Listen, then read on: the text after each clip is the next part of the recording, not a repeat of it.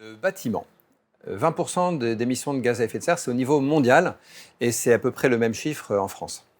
On parle ici de l'utilisation du bâtiment et pas de la construction. Oui, parce que la construction du bâtiment, ça, on le compte dans le secteur de l'industrie. L'utilisation des bâtiments, c'est le chauffage, la climatisation, l'éclairage, l'électricité, c'est tout ça. Évidemment, sous nos latitudes, ce qui compte le plus, c'est le chauffage. Et la solution, ça passe par l'isolation thermique des bâtiments. En ce qui concerne la construction dans le neuf, tout se passe au niveau de la réglementation thermique. Les différentes réglementations, elles fixent un niveau de consommation énergétique par mètre carré et par an.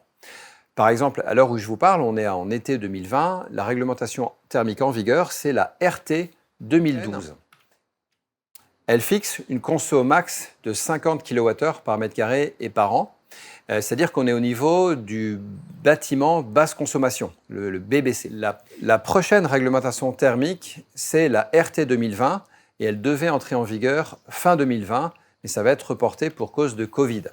Alors cette fois, on monte un peu le niveau d'exigence et on arrive sur le niveau BPOS, c'est-à-dire bâtiment à énergie positive.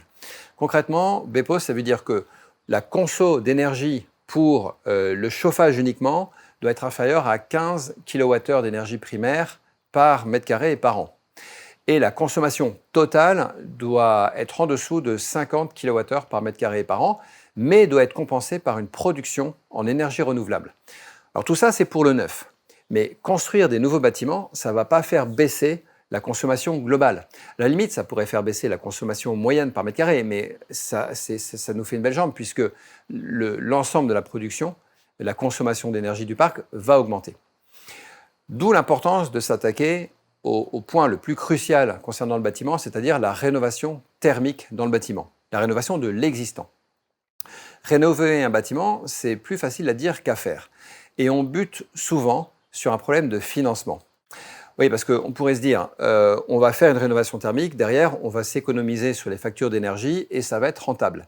Eh bien, pas toujours, malheureusement. Si on veut faire une rénovation thermique qui est suffisamment ambitieuse ou, dans certains cas, un peu particulier et compliqué, eh bien, cette rénovation thermique ne va pas s'amortir sur le temps, sauf à faire l'hypothèse d'un prix de l'énergie qui est très fortement croissant et rapidement croissant.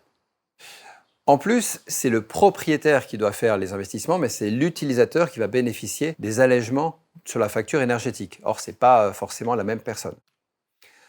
Alors, au niveau des politiques nationales sur la rénovation thermique, ce qu'il faudrait faire, le niveau d'exigence, ce serait de faire 1 million de rénovations thermiques par an. Et aujourd'hui, on doit être un peu en dessous de 1/10 de ça, autant dire qu'on est très très loin du compte pour l'instant.